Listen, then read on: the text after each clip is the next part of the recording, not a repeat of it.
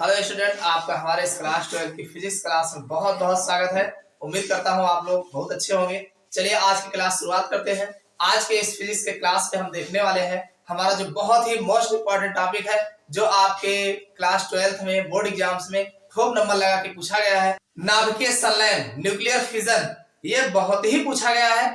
ये आपके board exams में 2014, 2017, 2022, 2023 इस तरीके से लगातार पूछा गया है। तो आज इस छोटे टॉपिक को जो है हम उदाहरण सहित जो है कंप्लीट समझने वाले हैं। आप लोग वीडियो के अंत तक बने रहिएगा। अभी देखना आपको याद हो जाएगा और हमेशा के लिए तैयार हो जाएगा और आपके दिमाग से उतरेगा नहीं, एग्जाम में आएगा तो आप अच्छे से पूरा नंबर ले गिरेंगे। तो चलिए देखते हैं कि नाभिकीय संलयन होता क्या है। देखो बच्चों, अगर हम बात करें नाभिकीय संलयन, न्यूक्लियर फिजन, नाभिकीय संलयन नाम क्या है? नाभिकीय संलयन मतलब दो हल्के नाभिक जो है आपस में जुड़ते होंगे, तभी तो नाभिकीय संलयन लिखा गया है। तो नाभिकीय संलयन का मतलब हुआ जब दो हल्के नाभिक परस्पर आपस में संयुक्त होकर के एक बड़े नाभिक का निर्माण करते हैं, तो यह प्रक्रिया जो है नाभिकीय संलयन कहलाती है। समझ में आई बात कि नहीं? नाभिकीय संलयन क्या? जब दो हल्के नाभिक, अरे संलयन मतलब जुड़ना हुआ और क्या, जब दो हल्के नाभिक आपस में परस्पर संयुक्त होकर एक भारी नाभिक बनाते हैं, तो इस प्रक्रिया को नाभिकीय संलयन कहते हैं। लेकिन एक बात इसमें यह है कि संलयन से प्राप्त नाभिक का द्रव्यमान, यानी दो नाभिक आप मिला रहे हो तो दोनों का द्रव्यमान जुड़ रहा है और एक नाभिक बना रहा है। लेकिन एक अंतर है। क्या अंतर है? कि जब दो नाभिक आपस में परस्पर संयुक्त होते हैं तो इनका जो तुल्य द्रव्यमान होना चाहिए दोनों के योग के बराबर होना चाहिए, लेकिन ऐसा नहीं है। यानी जितना दोनों का द्रव्यमान योग के बराबर होना चाहिए ऐसा नहीं होता है। कुछ द्रव्यमान कम आता है। क्यों कम आता है? क्योंकि कुछ ऊर्जा जो है निकल जाती है, कुछ जो है ऊर्जा के रूप में बाहर निकल जाती है। तो अब जितनी ऊर्जा कम हो जाएगी, कहां से कम होगा? वही द्रव्यमान में से कम होगा। तो कहने का मतलब दोनों नाभिकों के तुल्य के बराबर जो ऊर्जा होनी चाहिए उतनी ऊर्जा ना होकर के कुछ कम आता है। क्यों कम आता है? क्योंकि उसके तुल्य ऊर्जा के बराबर जो है, कुछ ऊर्जा के बराबर जो है वो एनर्जी बाहर जो है निकल जाता है। इसलिए दोनों नाभिकों के बराबर जो है, नाभिक जो दो हल्के नाभिकों के बराबर जो है तुल्य नाभिक का द्रव्यमान नहीं आता है। तो वही लिखा गया है कि संलयन से प्राप्त नाभिक का द्रव्यमान संलयन करने वाले मूल नाभिकों के द्रव्यमानों के योग से कम होता है, यानी उनका जो योग होता है उससे कम होता है। और द्रव्यमान के इस अंतर के, यानी जो द्रव्यमान में इस अंतर होता है, तुल्य ऊर्जा यानी ऊर्जा के रूप में इस प्रक्रिया में मुक्त होती है। यानी जो द्रव्यमान का अंतर जितना रहता है, कमी रहती है, वो जो है उस उतनी कमी जो है ऊर्जा के रूप में जो है निकल जाते हैं। समझ में आई बात?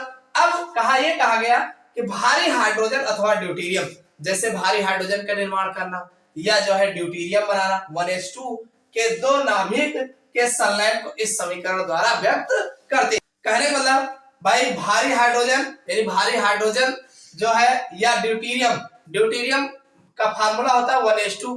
अब इसके दो नाभिक हम आपस में जोड़ेंगे और जोड़ करके एक भारी नाभिक का निर्माण करेंगे। कैसे करोगे? देखो, इसका समीकरण ऐसे लिखेंगे, 1h2 और प्लस 1h2।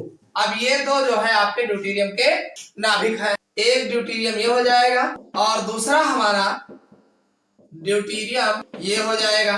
और जब हम दोनों को जोड़ेंगे तो हमारा बनेगा 1h3 बनेगा। क्या बनेगा? 1h3 और प्लस 1h1 बनेगा और प्लस 4.0 मेगा वोल्ट ऊर्जा के रूप में अलग हो जाएगा। ये 1h3 कौन है? ट्राइटियम है भाई। कौन है?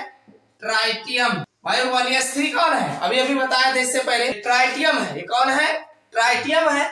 और 1h1 कौन है? ये प्रोटियम है। कौन है?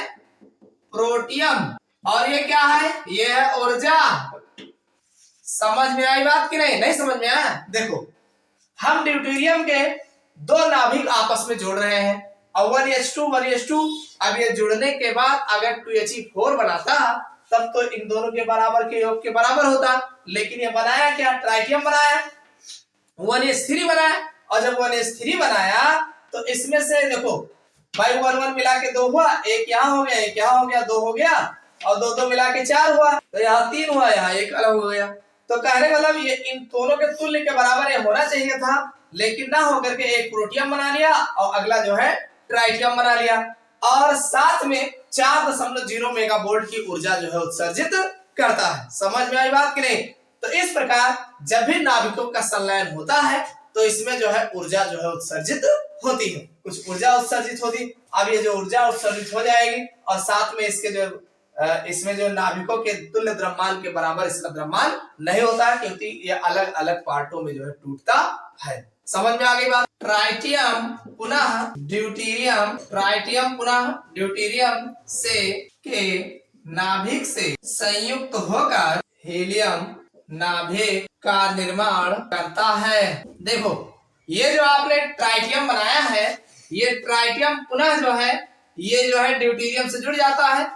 जैसे मान लीजिए ये आपका जो बना है 1H3 है और साथ में 1H2, ये आपका ट्राइटियम है, ट्राइटियम, और ये आपका ड्यूटेरियम है, और इनसे आपस में मिल करके ये हीलियम बना लेता है। क्या बना लेता है?